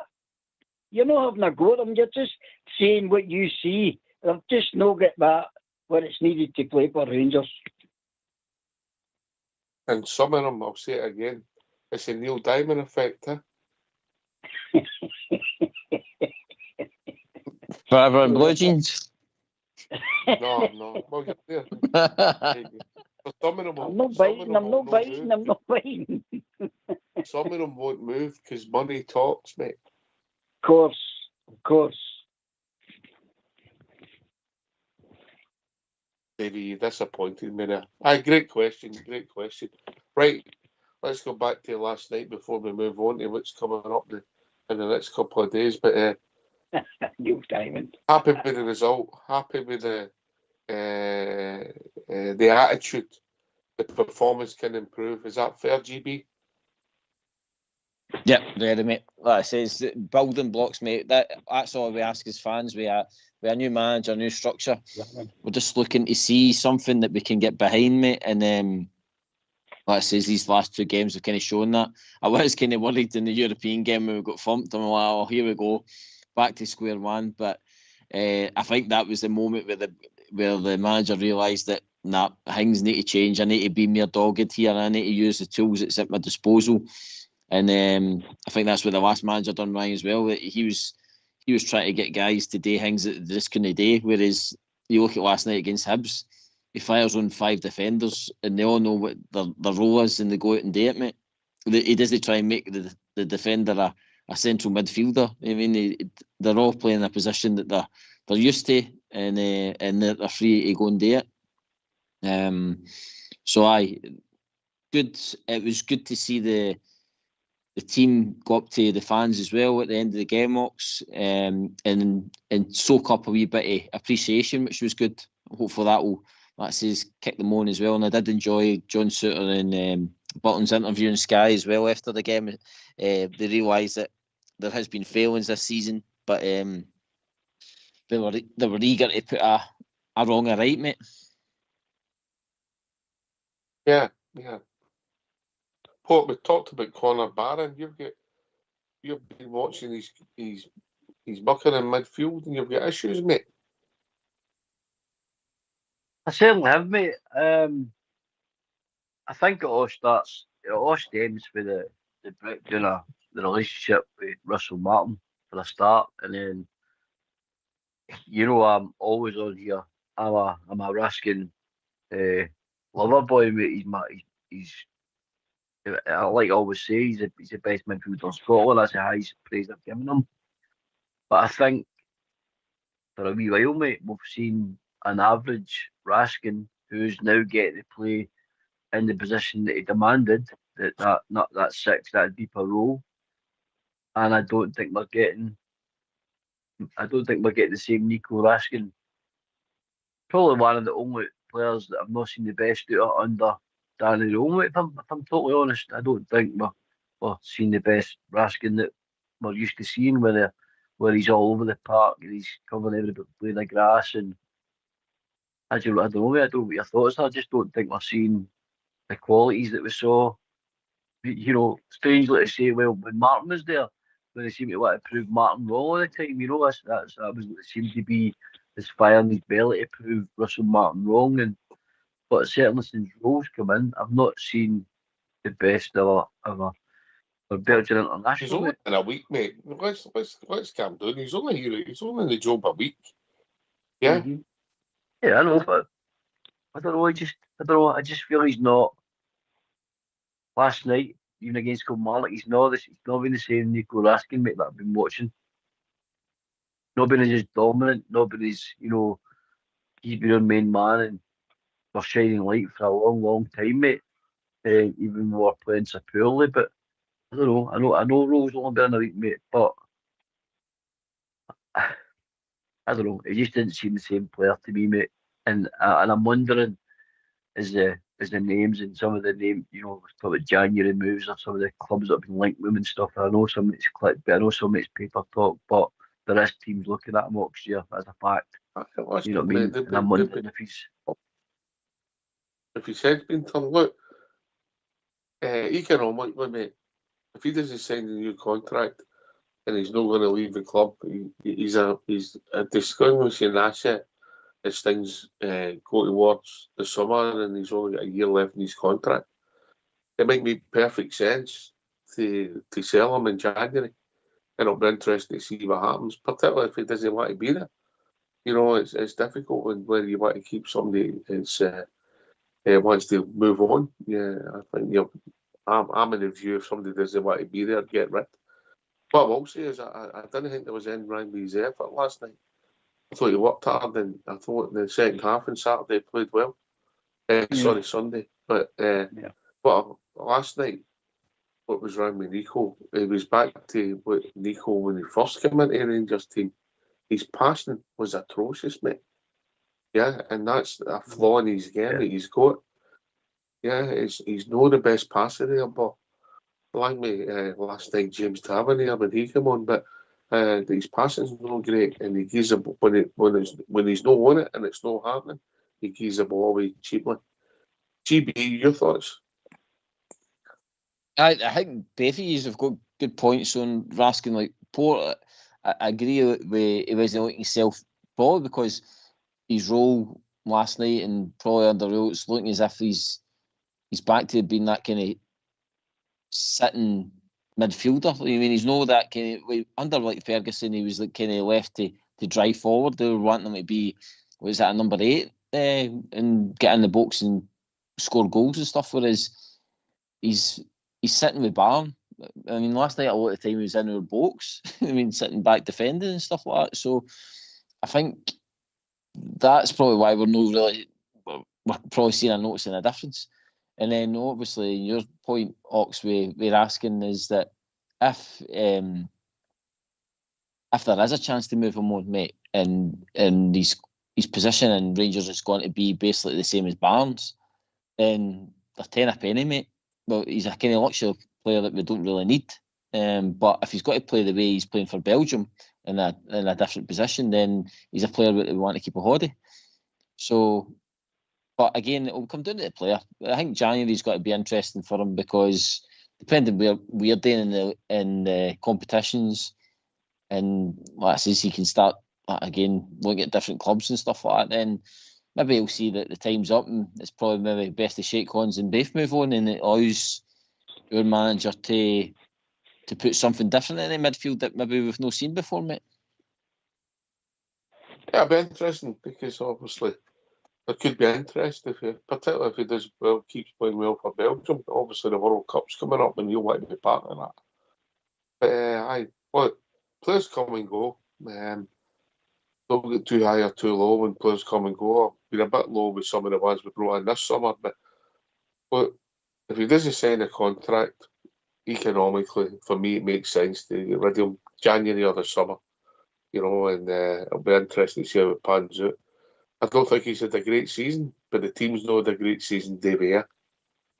Yeah, you're dead right. I mean, but if you go by his facial expressions and the way he commits himself when he's playing away, everybody goes after Boyle at some time. There's nobody went after Boyle more than Diamande. Is he looking to go away? I don't know if anybody would want him anyway. But he has his moments, and Raskin has his moments. But when you're playing in such a key position, it's noticeable more. The defence can get away with a few mistakes. But if I look at Raskin and look at I don't think he wants to go anywhere.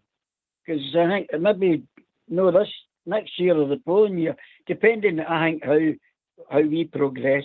I think a lot will depend on when he stays or not if we progress. But no, I can't criticise the guy. Even though he's not been at his best. Yeah, I'll judge him. Maybe have another conversation, maybe about 7 o'clock Sunday night, Port, and it might be different, yeah. Because he has had some excellent games against them. So if we can take the cudgel to them, yeah. Listen, Ox, I love him as a player. I absolutely love him as a player. I just, and I know what he brings. But I just feel, like Gaz touched on, I just felt I think he restricts himself when he wants to play that number 6. I think he really restricts himself to, and remember I said this before, it's a place where you can hide when you're playing number 6 because you can just sit in that wee role, break up, you're putting fires out, you can step between the back, the two centre backs and create that back three, which lets your wing backs get further forward, understand all that. But I like it when you're seeing that you're Nico Raskin driving, mate, and winning challenges and fighting and being the pit bull that we know he is, and arriving late in that box with that leap he's got with his headers and stuff as well, mate. I want him with a leash off. I want Nico to be the pit bull with a leash off, mate. I don't want him restricted to that rigid number 6 when he's very deep. I think he's more effective when he's got that sort of, more foot forward sort of advanced role. Aye, you saying that Barry Ferguson's right and Nico Raskin's wrong? I'm going to say aye, mate. I'm going to say aye. I just felt it was under Ferguson. It seemed to be that's where he shone for me, mate. He really excelled. I know he plays 6 for Belgium. I know he's a pivot in Belgium for the Belgian team because he's got guys like De Bruyne on one side and he's got Yuri Tillmans on the other side of him. So they're the players that go and deal with the damage. You know what I mean? Yeah, I know that. But your man Raskin's picked. Your man Raskin's picked in that Belgian team for a reason, mate, because he puts out fires and his ball retention and his ball winning ability is outstanding, mate. I mean, he's excellent. I do understand why he wants to play there, but I just prefer him when he can get about the pitch a wee bit more, mate. It's just a personal thing. Just a personal thing. I don't think he's a great season. But let's be honest, who has? Yeah. Well, we're looking forward to Sunday with a bit more optimism now. Obviously, it took Danny about 3 days to see if they're one of their managers. So they brought in another one. Yeah. GB.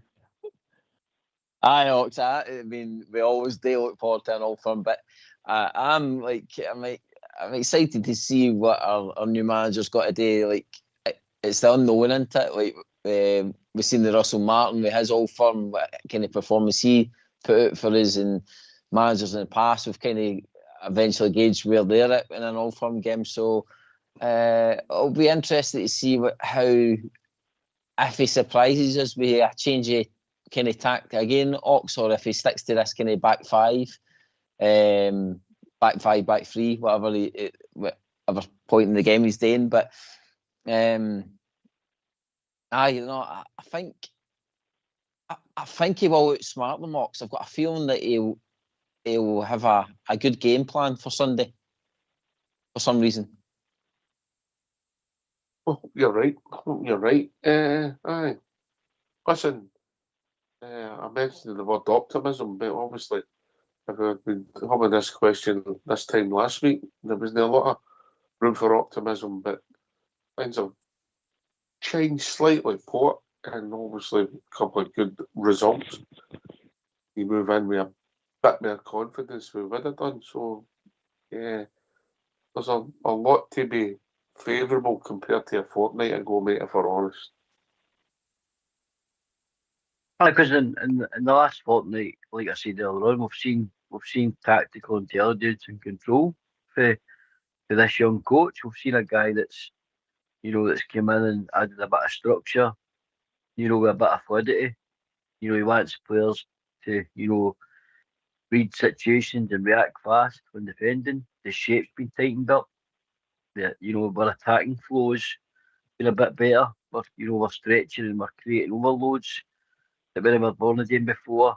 And again, like I said, the system that he's implementing is demanding our fitness levels and my mental sharpness is on point, mate, which was all stuff that was, gone. He's trying to build a philosophy, in my opinion, mate, on control and precision.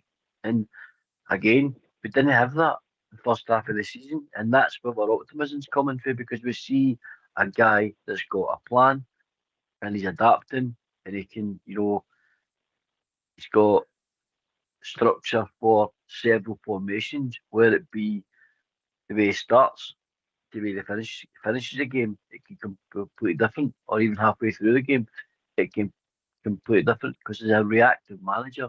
He reacts to what he sees, he reacts to situations, and that again is what excites me, mate. That's why we've got optimism, because as Gary touched on, he's excited to see what his plan's going to be against that mob. So am I, but I'm also glad, I'm excited to see what happens if they get some control, because again, I've got full faith in this gaffer to change it and make changes early if need be, mate, and that does really excite me. So his tactical intelligence and control, mate, that's the word I'm going to use, I'm going to use for Danny Rowe so far. That's where my optimism comes from. All right. Davey? Aye. Well, I'll be happy if he starts the same team. Obviously, Barron can't make it, so I hope the other wee guy will come in his place, and you've got either that or Diamondi. As you just said a couple of minutes ago, going into this game, definitely, after the last couple of results, everybody's feeling a lot more confident. I'm confident. I really am more confident.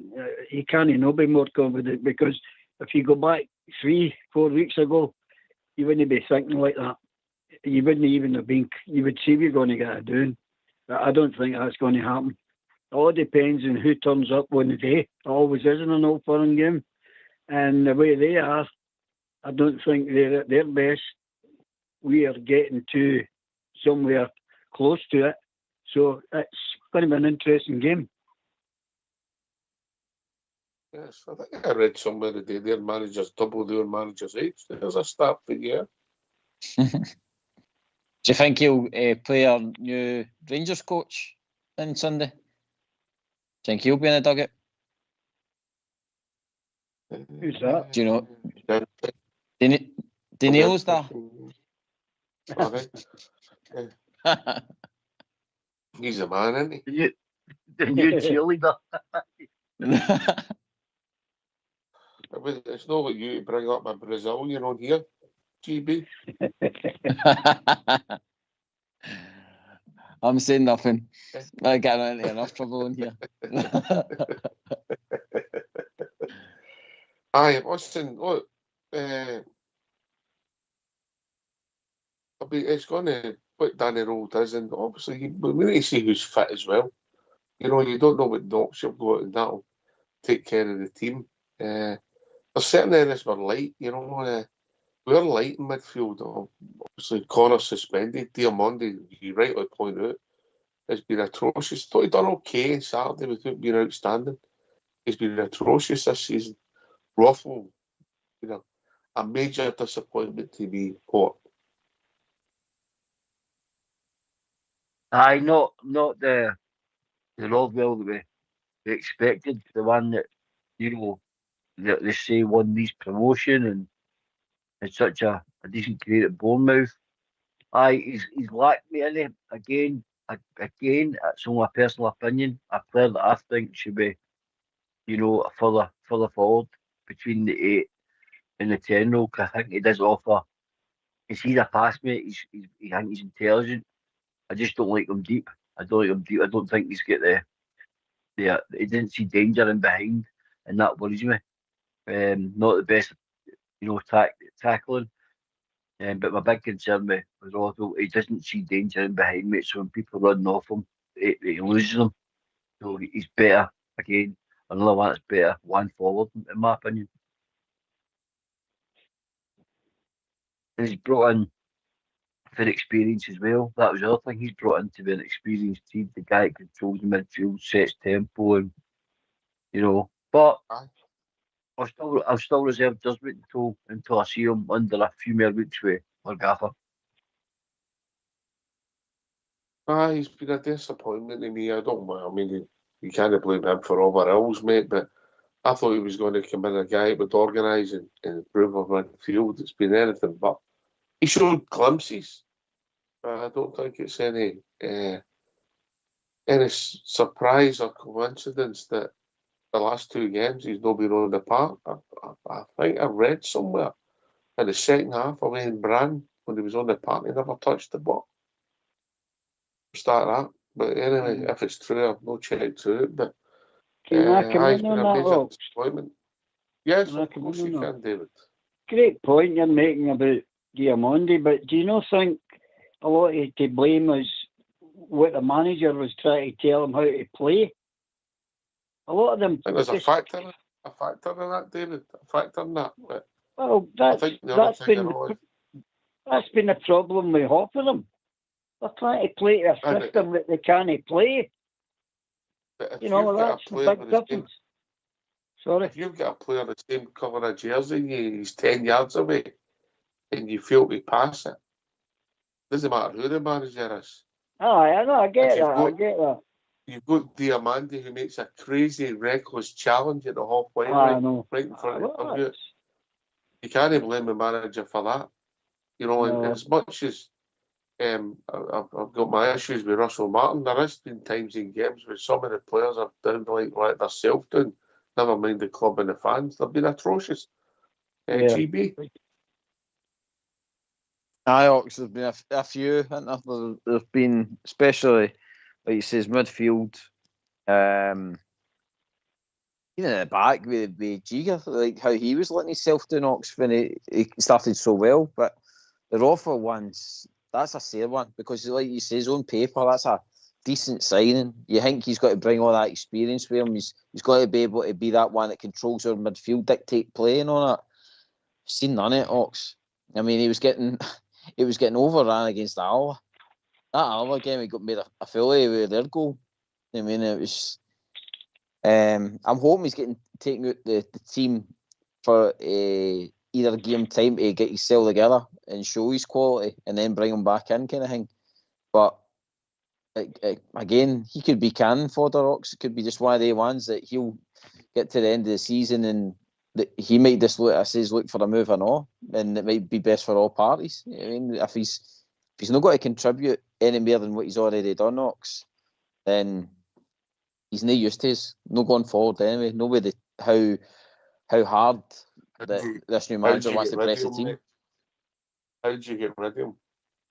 He's scanning them Mox. I think that most of them, at his age and stuff like that, he'll know he needs to play. But if he's willing to sit in the doldrums of Ibrox, which, to be honest, let's face it, most of them when they come up here, if they're not playing and they're left in Scotland, then they'll not be happy, mate. You know what I mean? So we can only hope that our weather and everything else scunners them and they just disappear into the sunset. But I get it, mate. If they're under contract and they're good money, it's hard to get them out the door. But I think at his age, I know what I would be doing. I'd be kind of going like that. Well, it's been a bad move for me. I'll just go and find another championship team to go to and see out my career, kind of thing.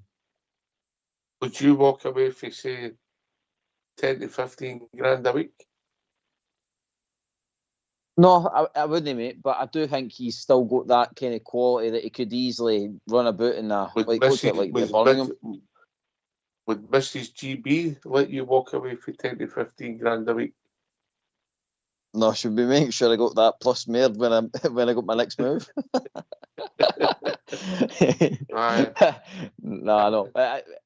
I do think though he's got contacts, mate. I think he's got enough behind him with his experience that he would be able to find another decent club and get out of Rangers. You know what I mean? I couldn't see him being like a Matondo, just sitting draining his money, mate. I think he would actively try and get back down the road, mate.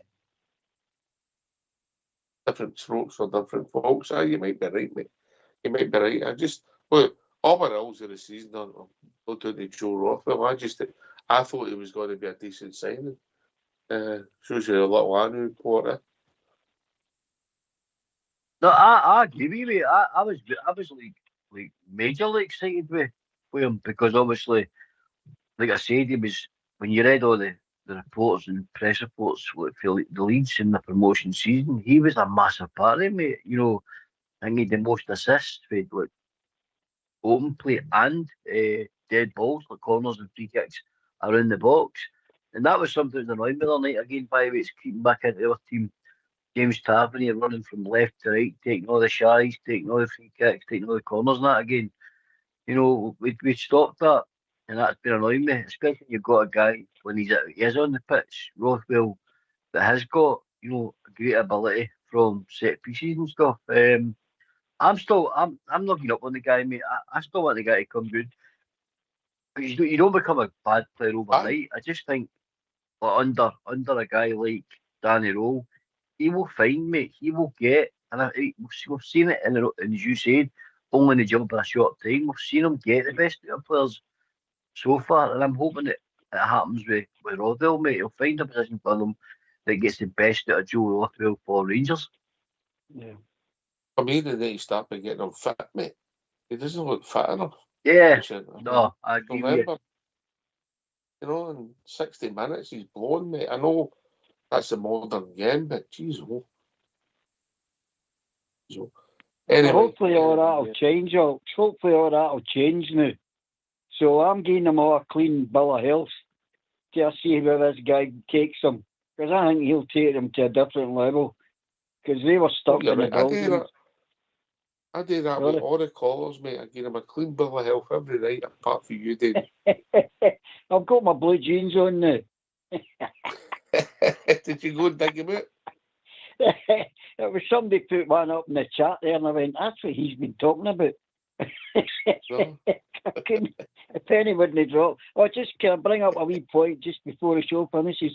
I've been watching the chat coming up, and the youngins are all talking about the different boots they all used to wear and what they're wearing nowadays, right? Well, I can remember, this is for all the chat with the boots. I remember when you used to hammer your studs onto the boots.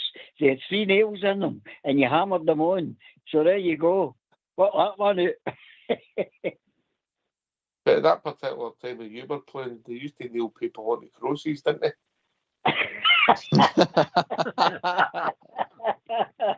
That was a problem in the days. The nails used to come up through the soles here. But it made you run faster. But by the way, I'm glad you made that point. I mean, I think it was seen that Danny Rowe pointing with young Gasman his boots. maybe better telling him you have to look at your footwear. He kept on. Dimitri's done it loads of occasions. Done it last night again, mate. And I just think Danny Rowe's going to be on top of everything, mate, and say, no, rank studs, rank boots. It's not about you've got to do what's right and professional, and they might bring that to my squad and my team, mate. Which for me is mental. If people get out there playing professional football with their rank footwear on, it's mental, Porter. That's a good sign, Box. See if that's how how much through a magnifying glass this guy's looking at our players, that he's actually looking at their footwear and saying, you're sliding all over the place because you've got your own bits on. Get them changed. Yeah, that just shows you attention to detail, mate. He is not going to leave any stone unturned, and to make Rangers advance. And if that's something that he's digging them up on, all you half time or now, get here, get him boots changed, longer studs on, whatever it may be, wet grass, what it's like, heavy pitches, you know what I mean? So if that's the attention to detail that man's looking at upstairs, then telling you, like I said earlier on, exciting times ahead. 6 back alleys in, depending who you're playing, yeah. 6 back alleys in. But again, the football's changed dramatically. Listen, Davey, we've reached that time of the evening, mate. You've survived another evening. Well done, mate. Proud of you. Last word.